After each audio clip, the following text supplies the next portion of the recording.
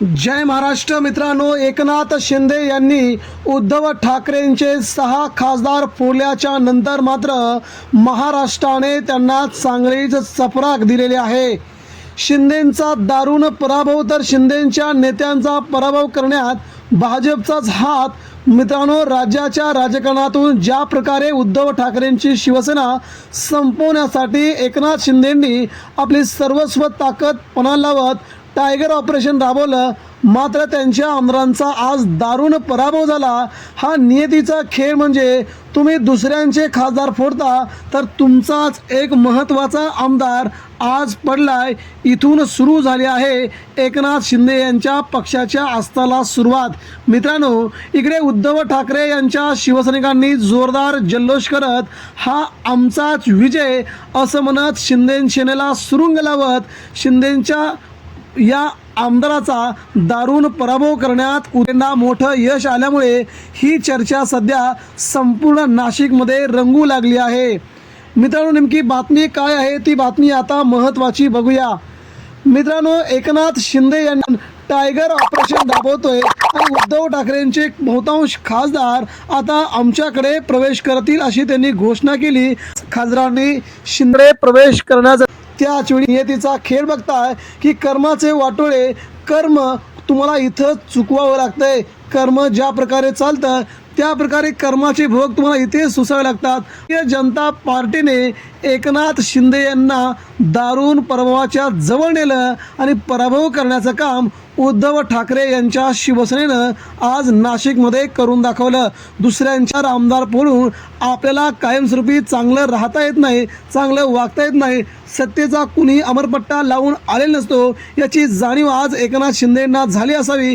याच एका कारणासाठी मित्रांनो, मुंबईतून सगळ्यात मोठी खबरबात आता समोर आली ती म्हणजे एकनाथ शिंदे सेनेमध्ये सगळ्यात मोठी खळबळ उडाली आहे की आपला आमदार पडतो, तो आमदार पाडण्यासाठी भारतीय कामाला लागते। अशा प्रकारे आमदाराची वाट लागते। गेली 25 वर्ष ज्या उद्धव ठाकरेंसोबत भाजपा राहिली, उद्धव ठाकरेंची शिवसेना फोडण्यामागे भाजपचा हात होता, तर तुम्ही 4 वर्ष राहिलेत तर तुमची अगरबत्ती कुठे लावता असं म्हणत एकनाथ शिंदेंची संपूर्ण शिवसेना संपवण्याच्या पाठीमागे आता आगामी काळामध्ये भाजपच राहील असा थेट इशारा भाजपला एकनाथ शिंदेंना दिला जातोय। मित्रांनो, आज विधान परिषदेच्या निवडणुकीचा निकाल नरेंद्र दराडे हे उद्धव ठाकरेंशी गद्दारी करून त्यांनी एकनाथ शिंदे यांच्या शिवसेनेत प्रवेश केला होता। का तर त्यांना विधान परिषद निवडणूक लढवायची होती आणि आमदार व्हायचं होतं। उद्धव ठाकरेंशी गद्दारी करून त्यांनी आपण एकनाथ शिंदेंसोबत जातोय, तिथे जाऊन निवडणुका लढवतोय असं म्हटलं होतं। मात्र मित्रांनो, निवडणूक सुरू झाली आणि गोकुळ गीते या अपक्ष उद्धव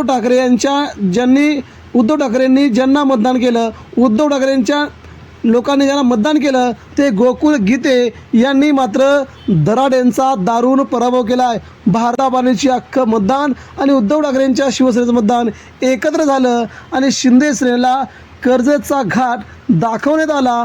त्यामुळे मित्रांनो, राज्याच्या राजकारणामध्ये एकनाथ शिंदेंचा पराभव करण्यासाठी आता भारतीय जनता पार्टी एकत्र आली असून शिंदेंची शिवसेना वर कशी येणार नाही या दृष्टीनं आम्ही प्रयत्न करू अशा चर्चा आता रंगू लागल्या आहेत।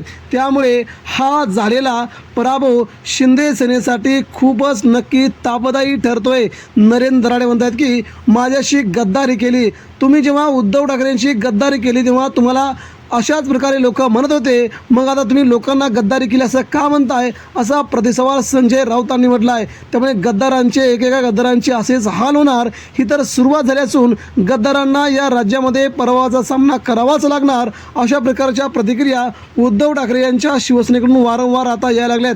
त्यामुळे गोकुळ गीते हे आता अपक्ष उमेदवार निवडून आल्यामुळे शिंदे सेनेचा मात्र पहिला सगळी सत्ता असताना, उपमुख्यमंत्रीपद असताना, राज्यात कॅबिनेट मंत्री असताना, केंद्रात खासदार असताना देखील स्वतःच्या आमदाराचा दारुण पराभव होतो। म्हणजे शिंदे सेनेमध्ये आता वादंग अंतर्गत वाद प्रचंड वाढला असून त्याचा फटका त्यांच्याच नेत्यांना बसू लागला आहे।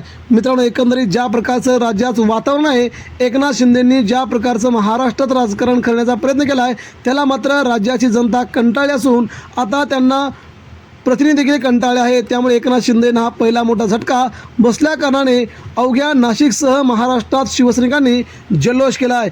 मित्रांनो, ही होती आजची महत्त्वाची बातमी. एकनाथ शिंदेंच्या शिवसेनेला हा लागोपाठ दुसरा झटका. महाराष्ट्र आता जागा होतोय. धन्यवाद.